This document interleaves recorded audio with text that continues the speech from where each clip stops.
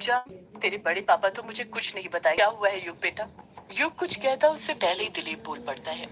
कुछ नहीं हुआ है जानकी, तू अपने कमरे में जा और आराम कर। वैसे ही तेरी तबीयत ठीक नहीं है, तुझे आराम करने की जरूरत है, जानकी रोते हुए कहती है। बड़ी माँ, युग इसके आगे कुछ कहता उससे ये दिलीप उसे अपनी गुस्से से भरी आंखें दिखाते हुए कहता है। युग तू चुप रह। युग खामोश। जानकी युग को हिलाते हुए कहती है। नहीं युग बेटा,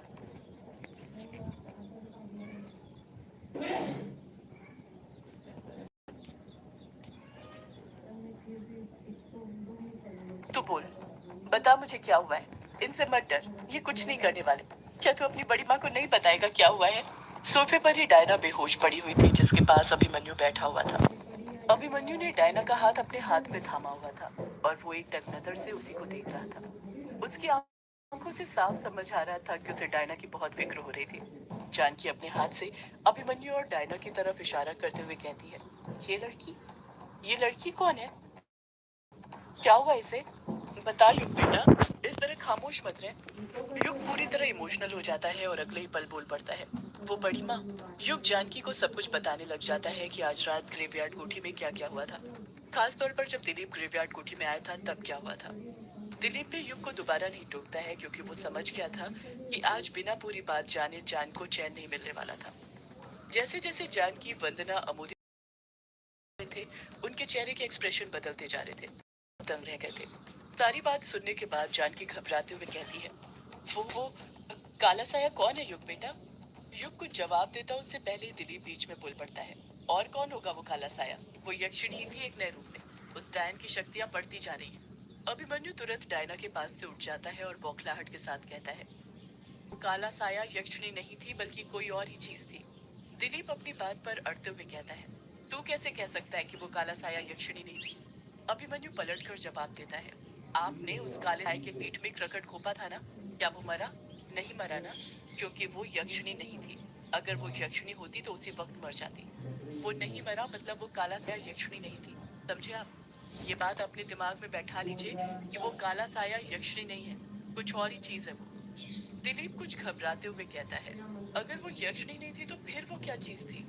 अभिमन्यु ना में अपना सिर हिलाते हुए कहता है। पता नहीं, लेकिन इतना जरूर पता चल गया है कि वो काला साया यक्षिणी से भी ज्यादा खतरनाक है और वो औरतों को अपने शिकार बनाता है। इसलिए उसने डायना को ग्रेवयार्ड कोठी में अकेला देखकर उस पर हमला किया।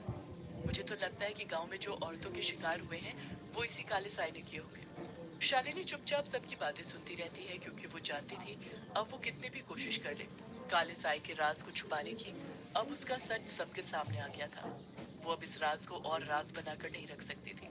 उस काले साये ने डायना को अपना शिकार बनाने की कोशिश में एक बहुत बड़ी गलती कर दी थी, एक ऐसी गलती जो उसे नहीं करनी चाहिए थी। रजनी अभिमन्यु और दिलीप की बातों को गौर से सुनते हुए मन में सोचती है।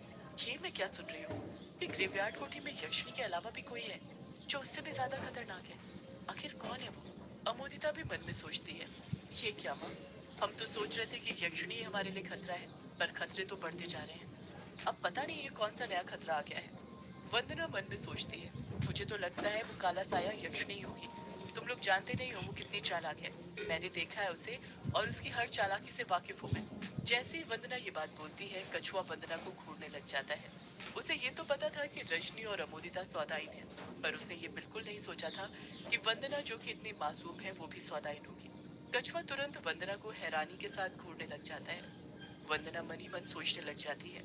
ये कछुए का बच्चा मुझे ऐसे क्यों घूर रहा है? कहीं इसकी नीयत तो खराब नहीं हो रही मुझे देखकर। वंदना जैसे ही ये बात सोचती है, कछुआ तुरंत वंदना से अपनी नजरें हटा लेता है। दिलीप बड़बड़ाता है। आखिर वो काला साया चाहता क्या है? इस बार अभिमन्यु कुछ कहता उससे पहले युग जवाब देते हुए कहता है। पता नहीं, हमें उस काले साये के बारे में कुछ पता नहीं कि वो कहाँ से आया है और क्या चाहता है। दिलीप युग को गुस्से से घूरते हुए कहता है। पर मुझे अच्छे से पता है इन सब के पीछे की वजह तू ही है। ये जो सब कुछ भी हो रहा है तेरे कारण ही हो रहा है। ये काले साये की नई बला तेरे कारण ही आई है। ना तू ग्रेवयार्ड कोठी का दरवाजा खोलता, न यक्षिणी आजाद होती और ना ये काला साया आता। लेकिन बस, बहुत बर्बाद कर लिया तूने मेरे गांव को। अब और नहीं। तू अपना बोरिया बिस्तर बांध और हमेशा हमेशा के लिए चले जा यहाँ से। युग गुस्से के साथ ही पलटकर जवाब देता है। मैं कहीं नहीं जा रहा। अगर आपको ये लगता है कि ये बस मेरे कारण हो रहा है, इसकी शुरुआत मैंने करी है, तो इसका अंत भी मैं ही करके जाऊंगा। दिलीप कहता है, मुझे अच्छे से पता है, तेरे कलेजे को ठंडक कभी भी नहीं पड़ी है। तू इस पूरे गांव का अंत करना चाहता है, तभी तू यहाँ से जाएगा। पर मैं ऐसा नहीं होने दूंगा। मैं भी देखता हूँ कैसे नहीं जाता है। तू ग्रेवयार्ड कोठी से तो निकल ही गया है और जल्द ही इस गांव से भी निकल जाएगा। देखना, इस गांव में कोई भी तुझे पनाह नहीं देगा। अगर किसी ने भी तुझे पनाह देने की हिम्मत करी तो मैं उसे गांव से ही निकाल दूंगा। वापस तो तुझे जाना ही पड़ेगा युग। अब मैं तुझे इस गांव में क्या आसपास के गांव में भी नहीं रहने दूंगा, क्योंकि तू जहाँ रहेगा उस गांव की बर्बादी करेगा। बर्बादी करना तेरे खून में है। तेरे बाप ने भी सब बर्बाद किया था और तू भी सब बर्बाद ही कर रहा है। युग पलट कर कहता है, आपको क्या लगता है, अगर आप मुझे यहाँ पर नहीं रहने देंगे तो मैं कहीं नहीं रह सकता? मैं वापस से ग्रेवयार्ड कोठी चले जाऊंगा, फिर वो काला साया मुझे मार ही क्यों ना दे। मैंने भी ठान लिया है कि मैं ये गांव छोड़कर तब तक नहीं जाऊंगा जब तक सब कुछ ठीक नहीं कर दूंगा। दिलीप कहता है, ठीक है, तो फिर अभी इसी वक्त निकल जाए यहाँ से। सोचा था सुबह की ट्रेन से तुझे वापस बैंगलोर भेज दूंगा, पर तू तो उसके भी लायक नहीं है। जाओ और Please मर like ग्रेवयार्ड कोठी में channel. जाकर। युग कुछ बोलता उससे पहले ही जानकी रोते हुए कहती है, रुक जा युग बेटा, तू कहीं नहीं जाएगा। ये हवेली भी तेरी ही है बेटा। दिलीप गुस्से के साथ कहता है, जानकी तू बीच में मत बोल। जानकी पलट कर कहती है, नहीं जी, आज मैं चुप नहीं रहने वाली। काश मैंने ये सब बहुत पहले बोल दिया होता तो आज अनुराग भी जिंदा Please होता। like. ना ही वो ग्रेवयार्ड कोठी जाता, ना ही उसकी मौत होती। हम अनुराग को तो खो ही चुके हैं, मैं युग को भी खो दूं। अब एक यही तो इकलौता बेटा बचा है हमारा। हम विराट बेटे को तो कब का खो चुके हैं। युग कहता है, नहीं बड़ी माँ, मुझे जाने दीजिए। आप मेरी वजह से बड़े पापा से झगड़ा मत कीजिए। जानकी तुरंत युग का हाथ पकड़ती है और उसका हाथ अपने सिर पर रखते हुए कहती है, तुझे मेरी कसम बेटा, तू कहीं नहीं जाएगा। तू यहीं पर मेरे साथ रहेगा। युग कुछ कहता उससे पहले ही दिलीप गुस्से के साथ कहता है, जानकी तू भूल रही है, ये मेरी है और मैं फैसला लूंगा कि यहाँ पर कौन रहेगा और कौन नहीं। जानकी पलट कर दिलीप को उठाकर बड़ी बड़ी आंखें दिखाती है, आप शायद भूल रहे हैं जी, ये आपकी नहीं, बल्कि अघोरी की है। जैसे ही जानकी ये बात बोलती है, दिलीप एकदम खामोश हो जाता है, अपनी नजरें चुराने लग जाता है। जानकी अपनी बात को आगे जारी रखते हुए कहती है, वो अघोरी ये हवेली छोड़कर चले गया था। लोग डरते थे यहाँ पर आने से, पर आप यहाँ आए। आपने इसे अपना बसेरा बनाया और बस गए यहाँ पर आकर। आपका असली ठिकाना तो ग्रेवयार्ड कोठी है, जहाँ पर आप अपने पूरे खानदान के साथ रहते थे। ये हवेली कोई आपकी भी नहीं है जो आप युग को यहाँ पर रहने से मना कर रहे हैं। दिलीप गुस्से के साथ बोल पड़ता है, जानकी बस बहुत हुआ। मैं कुछ बोल नहीं रहा तो उसका फायदा मत उठा, वरना। जानकी फिर पलट कर कहती है, वरना क्या जी, आप मारोगे मुझे तो मारिए। दिलीप खामोश रहता है, पलट कर कुछ नहीं कहता है। ये बात जानकी को भी अच्छे से पता थी कि दिलीप कभी उस पर हाथ नहीं उठा सकता था। वो दुनिया के लिए भले ही कितना भी बुरा इंसान हो, पर अपनी पत्नी से बहुत प्यार करता था। यही उसकी सबसे अच्छी बात थी। रजनी मनी मन सोचने लग जाती है, ये जानकी तो मुझसे भी तेज निकली। क्या बोलती बंद करी है इसने दिलीप की? इसे तो दिलीप को चुप करने के लिए कोई से टोने की जरूरत ही नहीं पड़ी। इसे कहते हैं औरत का टोना।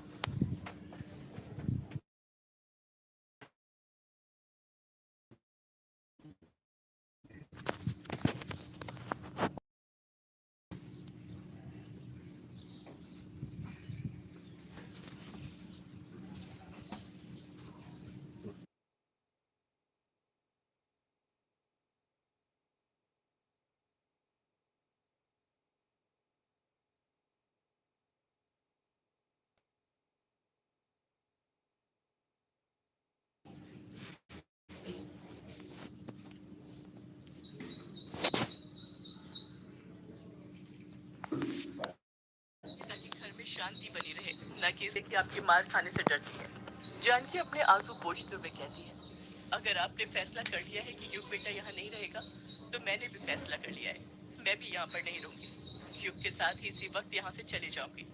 दिलीप घबराते हुए कहता है, ये तुम क्या बोल रही हो जानकी? मैं तुम्हारे बिना कैसे रहूंगा? जानकी कहती है, जिस घर में मेरी खुशियों की कोई कद्र नहीं, मैं वहां पर कैसे रहूंगी? दिलीप खामोश रहता है। जानकी की आंखों के आंसू के सामने उसका कठोर दिल पिघलने लग गया था।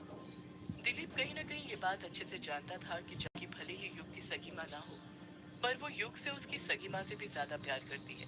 वही प्यार जो यशोदा भगवान कृष्ण से करती थी। माँ तो अपने बेटे के लिए भगवान से भी लड़ सकती है, तो फिर उसके सामने तो सिर्फ उसका पति था। दिलीप कुछ कहता उससे पहले ही अभिमन्यु हालात को समझते हुए कहता है, अंकल जी, जरा शांत दिमाग से सोच कर देखिए, क्या आपको लगता है युग के जाने से या गांव छोड़ने से सब कुछ ठीक हो जाएगा? दिलीप खामोशी रहता है और खामोशी के साथ अभिमन्यु की बातें सुनता रहता है।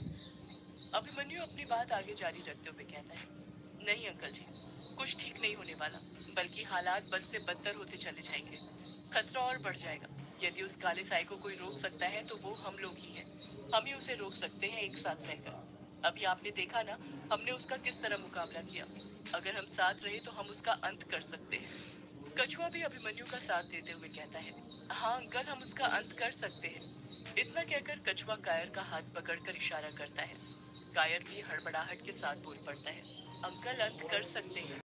शालिनी भी हाँ में अपना सिर हिला देती है पर कहती कुछ नहीं है। दिलीप अभिमन्यु को घूरते प्लीज हुए कहता भाइयों है, लाइक कर अच्छा, दो तो तुम लोग उस काले साए का अंत कर सकते हो। जरा प्लीज। बताओगे कैसे?